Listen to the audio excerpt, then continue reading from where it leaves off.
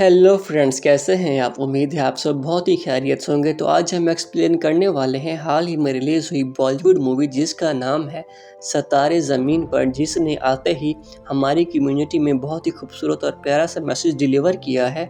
दोस्तों, इस मूवी के लीड कास्ट में है आमिर खान, जेनेलिया डिसूजा और कुछ बहुत ही प्यारे से सितारे जिन्होंने इस मूवी में 4 चाँद लगाए हैं। तो विदाउट वेस्टिंग टाइम चलते हैं हम मूवी की एक्सप्लेनेशन की तरफ।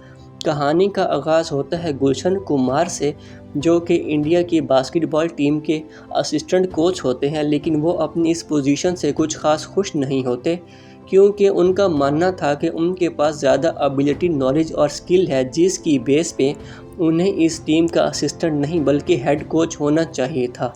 जिस वजह को लेकर अक्सर ही इसके और इसके हेड कोच के बीच में तू मैं लगी रहती थी।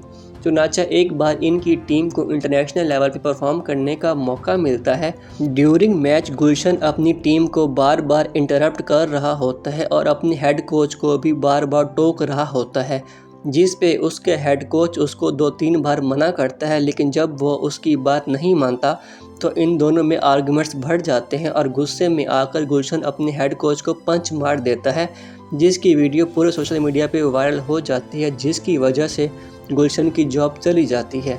गुलशन अब परेशान होकर क्लब में आ जाता है, जहां उसको अपने किए पे पछतावा हो रहा था, क्योंकि उसके ऐसा करने की वजह से उसकी जॉब चली गई थी। चुनाचा वो ड्रंक हालत में ड्राइव करके घर जा रहा होता है कि अचानक उसकी आंख लग जाती है, जिसकी वजह से उसकी गाड़ी पुलिस की गाड़ी से टकरा जाती है। लेकिन यहाँ भी वो अपनी गलती नहीं मानता है, बल्कि उल्टा पुलिस वालों को इंटेरोगेशन स्टार्ट कर देता है कि आपने गाड़ी रोड के बीच में खड़ी क्यों की, आपका लाइसेंस किधर है। उसकी बातें सुन के पुलिस इंस्पेक्टर भी परेशान हो जाते हैं और उसको अपने साथ पुलिस स्टेशन ले जाते हैं, जहां वो उसका ब्लड टेस्ट कराने के बाद उसको जेल में बंद कर देते हैं। चुनाचा 2 दिन बाद उसकी कोर्ट में हेयरिंग होती है, जहां पे जज अनुपमा उसको अगले 3 महीने के लिए मेंटली डिस्टर्ब बच्चों को बास्केटबॉल सिखाने की पनिशमेंट देती है और साथ ही उसको ये एडवाइस करती है कि उसको पूरी ईमानदारी के साथ उन बच्चों को सिखाना होगा, वरना उसकी पनिशमेंट बढ़ जाएगी। जिस पे गुलशन बिल्कुल भी राज़ी नहीं होता और वो उल्टा जज से कहता है कि वो उन पागलों के साथ टाइम स्पेंड कैसे करेगा। जैसे ही वो उनको पागल कहता है तो जज उसके ऊपर 5,000 का जुर्माना लगा देती है, जिससे वो और भी परेशान हो जाता है। चुनाचा वो घर जाके अपनी माँ से कहता है कि अब वो पागलों को पागल भी नहीं कह सकता, जिस पे उसकी माँ उसे कहती है कि तुम्हें उन बच्चों का साथ देना चाहिए, क्योंकि एक टाइम था जब मैंने तुम्हारा साथ दिया था, अगर मैं तुम्हारा साथ ना देती तो तुम आज असिस्टेंट कोच की पोजीशन पे ना होते। चुनाचा गुलशन अपनी मां की बात मानकर अगले दिन उन बच्चों से असाइलम में मिलने चला जाता है और यहाँ फर्स्ट टाइम वो इन बच्चों से मुलाकात करता है। हालांकि इसको उनकी कुछ समझ नहीं आती और ना ही वो बच्चे इसको समझ पा रहे थे। चुनाचा इसके बाद वो करतार पाजी से मिलता है, जो कि इस असाइलम में इन बच्चों की देखभाल किया करते थे। यहाँ करतार पाजी उसको बताते हैं कि ये सब ही बच्चे बहुत ही स्पेशल हैं और हर बच्चे के पास कोई स्पेशल एबिलिटी है। यहाँ गुलशन करतार पाजी से कहता है कि वो हफ्ते में सिर्फ 1 दिन ही इनको सिखाया करेगा, जिस पे करतार पाजी जज अनुपमा को फिर से कॉल लगा देते हैं, जिस पे अनुपमा सख्ती से उसको रिस्ट्रिक्शंस देती है कि उसको हफ्ते के 7 दिन इन बच्चों को सिखाना होगा और इसमें किसी तरह की भी कोई गफलत नहीं चलेगी। अब गुलशन पूरी तरह से मजबूर हो चुका था और उसको हफ्ते में 7 दिन इन बच्चों के साथ टाइम स्पेंड करना था। चुनाचा वो अपनी ट्रेनिंग स्टार्ट करता है, जिसमें उसको बहुत दुश्वारियों का सामना करना पड़ता है, क्योंकि ये बच्चे मेंटली डिस्टर्ब थे और फिज़िकली भी वीक थे। वो जो भी इंस्ट्रक्शंस उन बच्चों को देता था वो उनको सही तरह से फॉलो नहीं कर पाते थे और ये यहाँ पे गुलशन को बहुत टफ टाइम दे रहे थे। लेकिन गुलशन भी हिम्मत नहीं हारता है और अपनी ट्रेनिंग जारी रखता है। अगले दिन गुलशन अपनी मां के साथ एक वेडिंग सेरेमनी में जाता है, जहां इसकी मुलाकात सुनीता से होती है और यहां इन दोनों की बातचीत से हमें अंदाज़ा होता है कि सुनीता गुलशन की बीवी है, लेकिन कुछ वजह के तहत इन दोनों में कुछ अनबन हुई, जिसकी वजह से ये दोनों अब साथ नहीं रहते हैं। चुनाचा यहाँ हमें ये भी पता चलता है कि सुनीता शुरू से ही एक फैमिली चाहती थी और वो चाहती थी कि वो एक बच्चा करें, लेकिन गुलशन बच्चा नहीं चाहता था।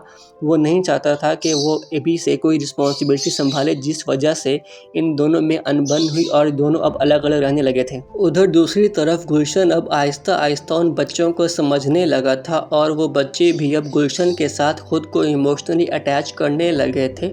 और इन्हीं सब के बीच में मैच के दिन भी करीब आ जाते हैं और पहला मैच इनके होम ग्राउंड पे होना था, जहाँ पे करतार पाजी सारे स्टेडियम को अच्छी तरह से सजा रहे होते हैं, जिस पे गुलशन उनको कहता है कि इन पागलों का मैच देखने वैसे भी कौन आने वाला है, तो इसकी सेलिब्रेशन की क्या ही ज़रूरत। जहाँ पे करतार पाजी उसको बताते हैं कि अगर ये दुनिया का आखिरी दिन भी होगा तो भी यहाँ बहुत से लोग इनका मैच देखने आएंगे, क्योंकि वो सब लोग इन्हें बहुत प्यार करते हैं और इन्हें बहुत पसंद करते हैं। चुनाचा मैच शुरू होता है और ये सब बच्चे वहाँ बहुत ही अच्छा परफॉर्म करते हैं और आराम से वो मैच जीत जाते हैं, जो देखकर गुलशन और बाकी सब लोग वहाँ बहुत ही खुश होते हैं, क्योंकि गुलशन की मेहनत फाइनली रंग ले आई थी। गुलशन की टीम अब अगला मैच भी जीतने के लिए मुकम्मल तरह से तैयार होती है। चुनाचा वो अपनी टीम को लेकर लोकल बस में ही दूसरे स्पॉट पे चला जाता है। यहाँ इनकी टीम को गोलू भी ज्वाइन करती है, जो कि उन बाकी सब बच्चों की तरह थोड़ी मेंटली डिस्टर्ब होती है, लेकिन वो गुस्से की बहुत तेज़ होती है। चुनाचा यहाँ इनका मैच शुरू होता है और ये सब बहुत ही अच्छा परफॉर्म करते हैं, लेकिन जिनसे इनका मुकाबला था वो टीम बहुत ही स्ट्रांग होती है और उनका एक प्लेयर बहुत ही अच्छा परफॉर्म कर रहा होता है, जिस पे गोलू को गुस्सा आता है और वो उसके मेन पॉइंट पे ऐसा किक करती है जिससे वो प्रॉपरली खेल नहीं पाता है और ये लोग आराम से वो मैच भी जीत जाते हैं। यहाँ पे जज अनुपमा भी आती हैं, जो कि गुलशन को बहुत ही मोटिवेट करती हैं और उसको बताती हैं कि ये उसकी ही हिम्मत का नतीजा है जो आज ये बच्चे इतना अच्छा परफॉर्म कर पाए हैं और अपने पैरों पे खड़े हो सके हैं। यहाँ इन बच्चों की इतनी अच्छी परफॉर्मेंस देखकर इनकी टीम को नेशनल लेवल पे मैच खेलने के लिए सिलेक्ट कर लिया जाता है, जो देखकर सभी बच्चे और गुलशन बहुत खुश होते हैं कि फाइनली गुलशन और इन बच्चों की मेहनत रंग ले आई थी। गुलशन यहाँ करतार पाजी से इन बच्चों को वहाँ ले जाने की बात करता है, लेकिन करतार पाजी साफ इनकार कर देते हैं और कहते हैं कि हमारे पास इतने फ़ंड रिज़र्व नहीं हैं कि हम इन बच्चों को नेशनल लेवल तक लेके जा सकें। हमारे पास जितने रिसोर्सेज थे उनसे बमुश्किल हम लोग इन बच्चों को यहीं तक रख सकते हैं, जिस पे गुलशन को बहुत बुरा लगता है, क्योंकि वो नहीं चाहता था कि इन बच्चों का टैलेंट यहीं पे रिज़र्व होके रह जाए। वो चाहता था कि ये बच्चे आगे जाके अपना नाम कमाएं और अपने लिए कुछ स्टैंड ले सकें, ताकि सारी दुनिया ये बात जान जाए कोई भी डिसेबिलिटी मेंटल डिसेबिलिटी से बड़ी नहीं हो सकती और फिज़िकल डिसेबिलिटी तो कोई भी बच्चों के लिए मसला नहीं है। यहाँ गुलशन अपनी वाइफ की हेल्प से एक फ़ंड रेजिंग कैंपेन स्टार्ट करता है और वो दोनों अपने मकसद में कामयाब हो जाते हैं।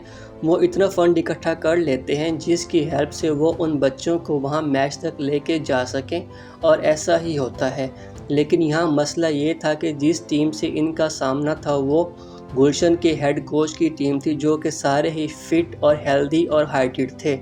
चुनाचा जब इनका उनसे सामना होता है तो वो आराम से इनको गोल पे गोल कर देते हैं और ये बच्चे उनका सामना नहीं कर पाते, क्योंकि वो सब हाइटेड थे और वो आराम से गोल कर पा रहे थे। लेकिन इन बच्चों की हाइट कम थी, जिसकी वजह से ये गोल तक नहीं पहुंच पा रहे थे। चुनाचा यहाँ पे गुलशन इन बच्चों को एडवाइस करता है कि गोल ऊपर से नहीं बल्कि नीचे से करो, और बच्चे ये ऐसा ही करते हैं। लेकिन फिर भी आखिरी ओवर पे आकर ये बच्चे हार जाते हैं।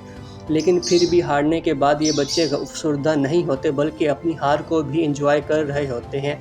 सारा वहाँ पे माहौल इन बच्चों को देख के परेशान हो जाता है कि आखिर कोई अपनी हार को कैसे एंजॉय कर सकता है। लेकिन बाद में सबको ये समझ आ जाता है कि हार जीत तो ज़िंदगी का हिस्सा है। ज़रूरी नहीं कि जो इंसान कुछ भी हार जाए उसके लिए लाइफ ख़त्म हो जाती है। और यहाँ इन बच्चों ने ये बात साबित कर दी थी कि वो हार के भी बहुत खुश थे, क्योंकि उनका मकसद यहाँ जीतना नहीं था, बल्कि अपने आप को साबित करना था कि वो यहाँ किसी से भी कम नहीं है। और इस मैच में पार्टिसिपेट करके और उनको मुकाबले की टक्कर दे के इन बच्चों ने ये बात साबित कर दी थी। चुनाचा वो जीते नहीं थे, लेकिन फिर भी उन्होंने सबके दिलों में अपनी जगह बना ली थी। और यहाँ पे एक हैप्पी नोट के साथ ये मूवी एंड हो जाती है। तो फ्रेंड्स, ये थी इस मूवी की एक्सप्लेनेशन। अगर आपको पसंद आई हो तो काइंडली मेरे चैनल को सब्सक्राइब कीजिएगा, वीडियो को लाइक कीजिएगा। Thank you so much.